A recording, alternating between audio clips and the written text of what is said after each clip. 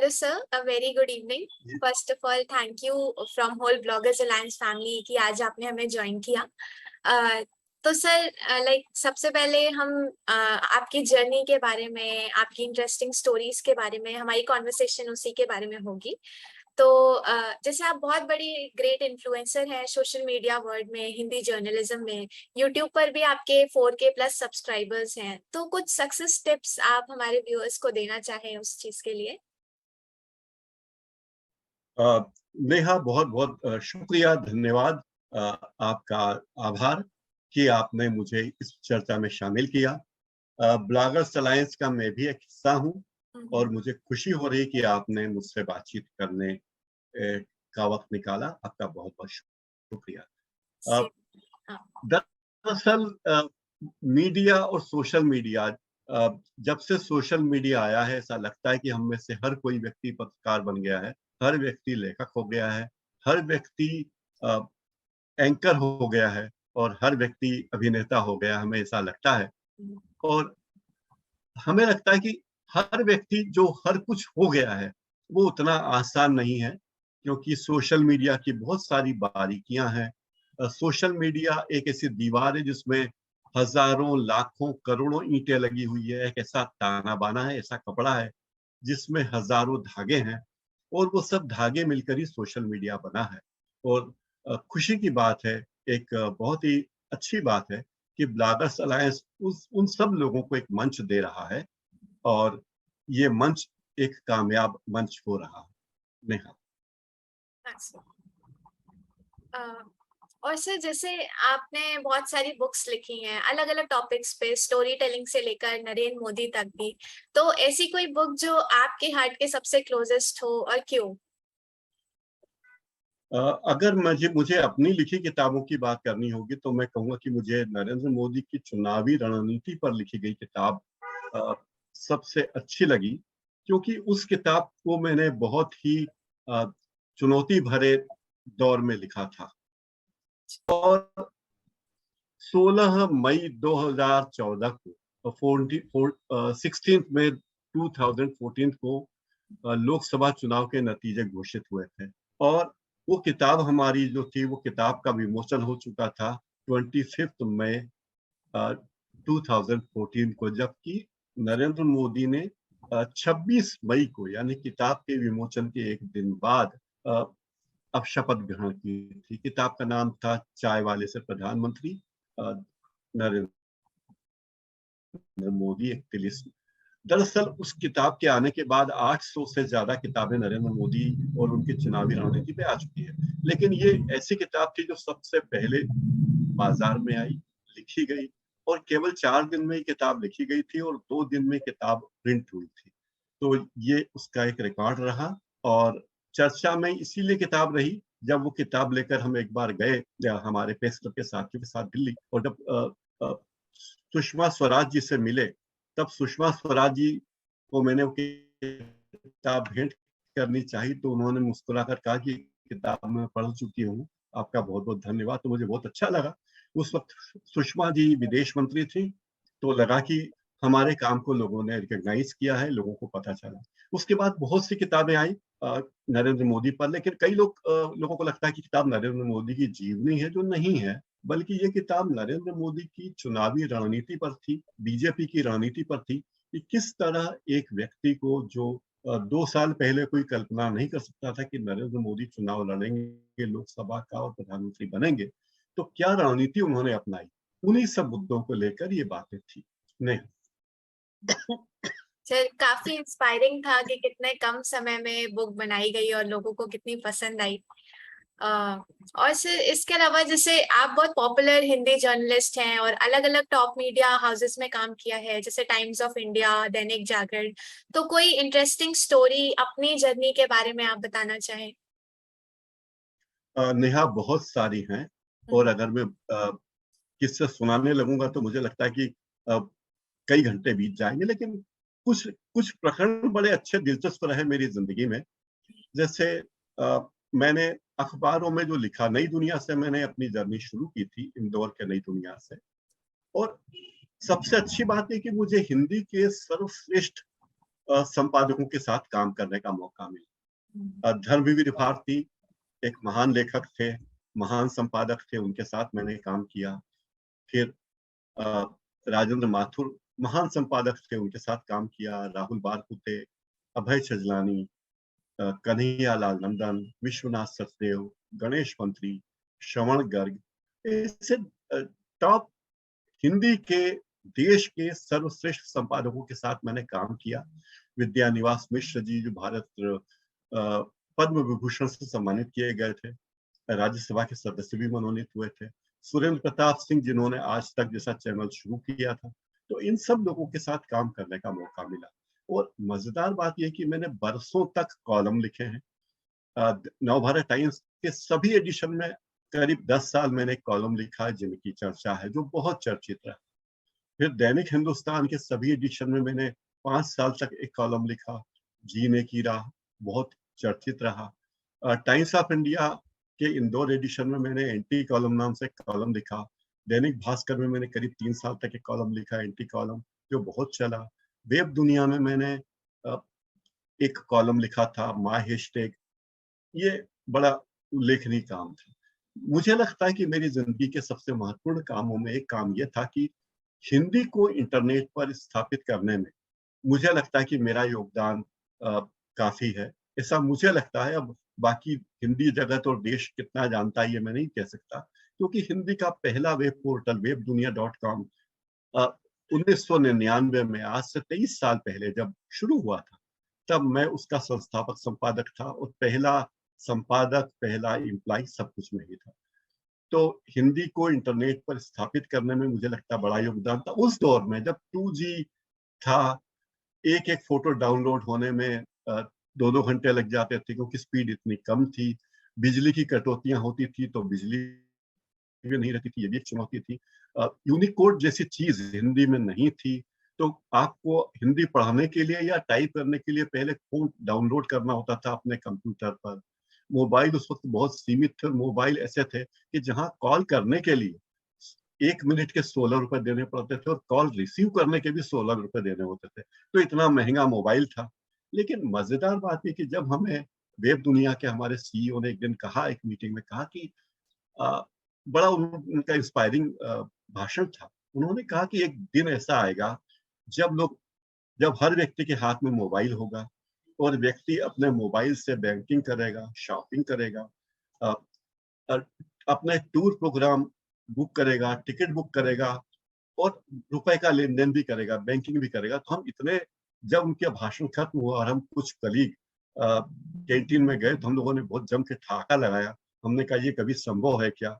क्या कभी ऐसा दिन आएगा? हमें ये क्या क्या समझते हैं? लेकिन शायद वो हमारे विजन की कमी थी। लेकिन आज हम देखते हैं कि ये सारे काम मोबाइल पे हो रहे हैं, इंटरनेट के जरिए हो रहे हैं, बैंकिंग हो रही है, शॉपिंग हो रही है, सारे काम हो रहे हैं। यहाँ तक कि राशन खरीदा जा रहा है, सब्जी खरीदी जा रही मोबाइल से। तो इसकी कल्पना जिन लोगों ने 25 साल पहले की थी, ये बहुत बड़ी बात थी।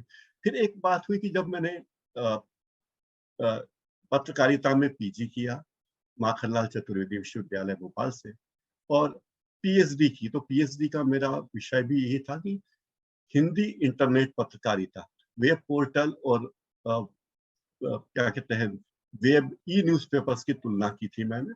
और मेरे गाइड थे जो बाद में कुलपति बने, मानसी परमार जी, जो रायपुर के कुशाभाऊ ठाकरे विश्वविद्यालय के कुलपति बने।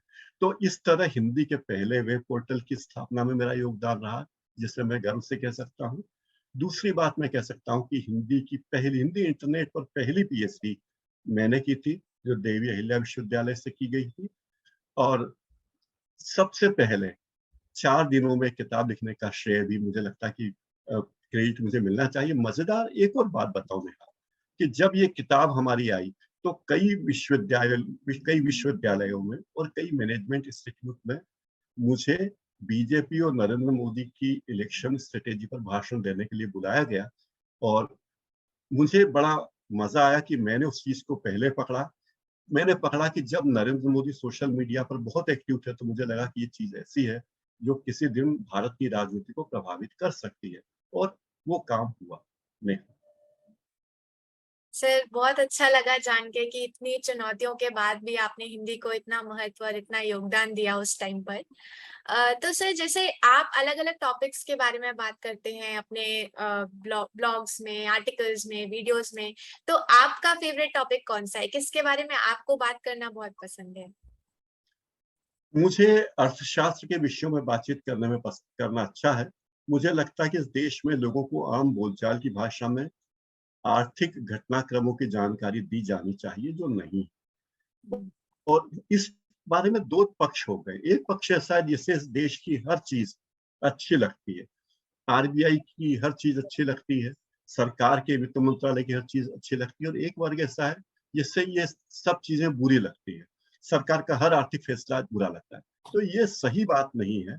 हमारे लोगों को इस बारे में, भारत के लोगों को, खासकर हिंदी भाषी पाठकों को, दर्शकों को सही जानकारी मिलनी चाहिए कि क्या देश के लिए अच्छा है, क्या बुरा है। अगर सरकार ने या वित्त मंत्रालय ने या आरबीआई ने 100 फैसले लिए, तो ये कैसे संभव है कि 100 के 100 फैसले देश विरोधी हों, जनता विरोधी हों या 100 के 100 फैसले बहुत ही सही हों। हो सकता है कुछ फैसले सही हों, कुछ सही नहीं हों। तो इस बारे में धैर्यपूर्वक विचार करना चाहिए। नेहा। और सर जैसे आपको one of the pioneers in India माना जाता है ब्लॉगिंग के उसमें और हिंदी वेब जर्नलिज्म में भी आप बहुत फेमस हैं। तो कुछ लेसन्स जो आपने सीखे हो इन लास्ट 2 डिकेड्स में या 22 साल में जो कुछ लेसन्स आपको अच्छे लगे हों और आप उसको यूज़ करते हो इन फ्यूचर? जी। नेहा, एक तो अच्छी बात ये है कि सोशल मीडिया में कुछ भी स्थायी नहीं है। हुँ, जो चीज़ पहले आज बहुत लोकप्रिय हो सकता है कि कल को वो चीज़ अ, एक तरफ हाशिए पर चली जाए। हुँ, अ, ये हमेशा बदलाव का दौर है। जब मैंने मेरी वेबसाइट बनी थी 99 में, 23 साल पहले, वेब दुनिया में रहते हुए मैंने अपनी प्रकाश हिंदुस्तानी .com वेबसाइट शुरू की थी। तो कई लोगों ने कहा कि आप अपनी वेबसाइट क्यों बना रहे हैं? इसका क्या महत्व है? और आप कौन-सी चीज़ बेचेंगे? आपके पास क्या है? तो मैंने कहा कि हर व्यक्ति अपने आप में यूनिक है और हर व्यक्ति के पास कहने के लिए बहुत सी कहानियाँ हैं। उसकी ज़िंदगी, हर व्यक्ति की ज़िंदगी कहानियों से अटी पड़ी है। तो वो सारी कहानियाँ मैं ही क्यों, हर व्यक्ति की बहुत सारी कहानियाँ, चाहे वो छोटे से छोटा आदमी हो, चाहे गाँव में रहने वाला साधारण किसान हो या पटवारी हो या शिक्षक हो, हर व्यक्ति की बहुत सारी कहानियाँ हैं। अगर दुनिया में 8 अरब लोग आज हैं, तो 8 अरब लोगों की 80 अरब कहानियाँ आपको मिल सकती हैं, कम से कम इतनी कहानियाँ हमारे आस-पास बिखरी पड़ी। एक सोशल मी जब पहली मेरी वेबसाइट लॉन्च हुई थी तब हिंदी थी नहीं, इतनी लोकप्रिय हिंदी में यूनिकोड नहीं था। वो 5 साल के बाद जब हिंदी में यूनिकोड आया तब मैंने अपनी वेबसाइट को हिंदी में बनाया। तो एक तो ये बात हुई। दूसरी बात है कि जब सोशल मीडिया के हर प्लेटफ़ॉर्म पर मैं सक्रिय रहा और मैंने ये पाया कि हर प्लेटफ़ॉर्म की अपनी-अपनी खूबी है। जो खूबी फ़ेसबुक की है, वो लिंक्डइन की नहीं है। जो लिंक्डइन की खूबी है, वो ट्विटर की नहीं है।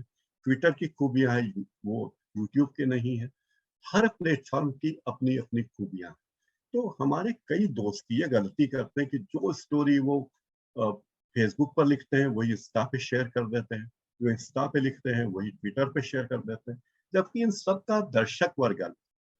तो इस बात को समझने की ज़रूरत है कि कौन-सी पोस्ट, क्या विचार आपका किस वर्ग के लिए है, इसे समझने की ज़रूरत है। दूसरी बात है कि यूट्यूब पर मैंने जो इंटरव्यू किए हैं अभी पिछले कुछ दिनों, एक सीरीज़ शुरू की है इंदौर डायलॉग के नाम से। तो ये इंदौर डायलॉग श्रृंखला में मैं अलग-अलग क्षेत्र के लोगों से बात करता हूँ, अलग-अलग विभूतियों से बात करता हूँ। उसमें सोशल मीडिया के एक्सपर्ट्स भी हैं, अ अ, ऐसे लोग भी जिन्होंने पुरुषों के अधिकारों के लिए संघर्ष किया, ऐसी महिलाएँ भी हैं। दीपिका नारायण भारद्वाज से मैंने बात की, फ़िल्म पत्रकारों से बात की, तमाम पत्रकारों से बात की, नेताओं से बात की, अ, खिलाड़ियों से बात की, कुश्ती लड़ने वालों से बात, कोई क्षेत्र का व्यक्ति नहीं बचा। लेकिन मुझे मेरे इस कार्यक्रम के बारे में एक अच्छी टिप्पणी मिली, जो एक हमारे सोशल मीडिया के एक्सपर्ट हैं, विनीत कुमार जी से। उनसे भी मैंने बात की तो उन्होंने कहा कि आपके इस कार्यक्रम में आकर मुझे खुशी हुई और खुशी इसलिए हुई कि इस कार्यक्रम में आप टीआरपी के चक्कर में नहीं, क्योंकि आमतौर पर मैं ये भी नहीं बोलता कि मेरे चैनल को सब्सक्राइब कीजिए और बेल आइकन दबाइए, आमतौर पर नहीं कहता। और उसने कहा कि ये अच्छी बात है कि आप टीआरपी, मतलब यूट्यूब की टीआरपी के जाल से मुक्त है। आप यूट्यूब की टीआरपी के लिए भाग दौड़ नहीं करते, लोगों से गुजारिश नहीं करते, और कोई ऐसे हथकंडे नहीं अपनाते कि आपकी आपके आपको बहुत सारे लोग सब्सक्राइब करें। एक बात तो ये अच्छी लगी। दूसरी बात उन्होंने बताई कि आप इस कार्यक्रम में लगभग 1 घंटा बात करते हैं, तो मैं आधे घंटे में बातचीत करता हूँ और आधे घंटे सवाल जवाब होते हैं, जो हमारे दर्शक सवाल करते हैं। तो लगभग 1 घंटे की बातचीत होती है, तो मैं अपने जिसका इंटरव्यू कर रहा हूँ मेहमान से, उसे पूरा समय देता हूँ कि वो अपनी बात कहे। अगर उसे कोई बात कहने के लिए 5 मिनट चाहिए, तो उसे 5 मिनट का वक़्त देता हूँ कि आप अपनी बात पूरी तरह कहिए। तो क्योंकि यूट्यूब टेलीविज़न चैनल है, यूट्यूब पर मुझे सेकंडों का हिसाब नहीं देना है। मुझे मुझे मेरे सेकंड्स को मुझे विज्ञापन के रेट में काउंट नहीं करना। तो मैं किसी से नहीं कहता कि आपके पास 1 मिनट है, आप 1 मिनट में अपनी बात कह दीजिए, ऐसा मैं नहीं कहता। आप अपनी बात पूरी तरह कहिए। और कई सवाल ऐसे होते हैं जो लोगों के लिए, हमारे मेहमानों के लिए बहुत परेशानी वाले होते हैं, तो उन्हें चेतावनी दे देता हूँ कि मेरे कुछ सवाल आपको परेशान कर सकते हैं, या हमारे दर्शकों के सवाल भी परेशान कर सकते हैं, तो उन सवालों को भी मैं लेता हूँ। तीसरी बात ये कि मैं 6 प्लेटफ़ॉर्म पर मेरे इंटरव्यू शेयर करता हूँ आमतौर पर। फ़ेसबुक, लिंक्डइन, यूट्यूब, इन 3 पर तो मैं एक साथ प्रसारित करता हूँ। इसके अलावा आईजीटीवी पर मैं उसे शेयर करता हूँ, डेली हंट एक प्लेटफ़ॉर्म है, उस पे शेयर करता हूँ, और एंकर एफएम पर उसका पॉडकास्ट रिलीज़ करता हूँ। तो मुझे लगता है कि इतनी सारी विधाओं के इतने सारे लोग शायद अ, उन्हें ये बात अच्छी लगती है कि एक बार बात करने पर आप 6 प्लेटफ़ॉर्म पर आपकी उपस्थिति दर्ज हो। मेरा कोई दावा नहीं है कि मेरे इंटरव्यू बहुत महान हैं, वे अलौकिक हैं, ऐसा कोई दावा मेरा नहीं है। लेकिन एक बात मैं ज़रूर कहता हूँ कि एक तरह का डॉक्यूमेंटेशन है कि मैं क्या कर रहा हूँ। अगर आज मैंने आपका इंटरव्यू किया और आपने कोई बातें बताई, तो हो सकता है कि कल को आप बहुत बड़ी सितारा बन जाएँ और आपके पास बात करने के लिए वक़्त ना हो। लेकिन आज अगर आपने कोई बात कही, तो वो डॉक्यूमेंटेड है। अ, डिजिटल विश्व में, अ, अंतरिक्ष में है उपस्थित कि भई किसने क्या बात कही। तो बहुत सारी चीज़ें हैं, मुझे लगता है कि ये बहुत महत्वपूर्ण चीज़ है। और दूसरे लोगों के बहुत सारे यूट्यूब चैनल पर लाखों सब्सक्राइबर हैं। मेरे साथ शुरू करने वाले लोगों के लाखों सब्सक्राइबर हो गए हैं, मेरे नहीं हुए हैं। लेकिन मुझे लगता है कि मैं अपने अंदाज़ में, जैसे कि पिछले 1 महीने से अ, मैंने कोई इंटरव्यू नहीं किया है किसी का, क्योंकि मैं 3 हफ्ते के लिए एक ध्यान केंद्र में था और सोशल मीडिया से कटा हुआ था, डिजिटल डिटॉक्स में लगा हुआ था, और केवल 5-7 मिनट के लिए ही मोबाइल से जुड़ता था। उसके बाद 1 हफ्ता मैं घूमने चला गया, तो 1 महीने से मैंने कोई इंटरव्यू नहीं किया। मुझे ये चिंता नहीं है कि मेरे सब्सक्राइबर घट जाएँगे, बढ़ जाएँगे, क्योंकि मुझे लगा कि ये अभिव्यक्ति का एक केंद्र है और मैं उससे अभिव्यक्ति के रूप में ही लेता हूँ। नेहा। सर बहुत अच्छा लगा जान के, जिस तरह आपने सोशल मीडिया के महत्व के बारे में बताया कि सब सोशल मीडिया अलग-अलग होते हैं, सारे प्लेटफॉर्म्स, और कैसे सब्सक्राइबर्स के पीछे नहीं भागना चाहिए हमें। और बहुत ही अच्छा लगा वो सुन के। और एक प्यारी सी लाइन जो आपने बोली कि हर धन्यवाद। इंसान स्पेशल होता है, हर इंसान के पीछे कोई ना कोई कहानी होती है। तो बहुत अच्छा लगा आपसे बातें करके हाँ, sir. Thank you so much कि आपने आज हमें टाइम दिया। और ज़रूर पसंद आएगा ये वीडियो हमारे दर्शकों को भी। Thank you so much sir. धन्यवाद नेहा। मुझे भी बहुत अच्छा लगा आपसे बात करके। बहुत-बहुत शुक्रिया। धन्यवाद।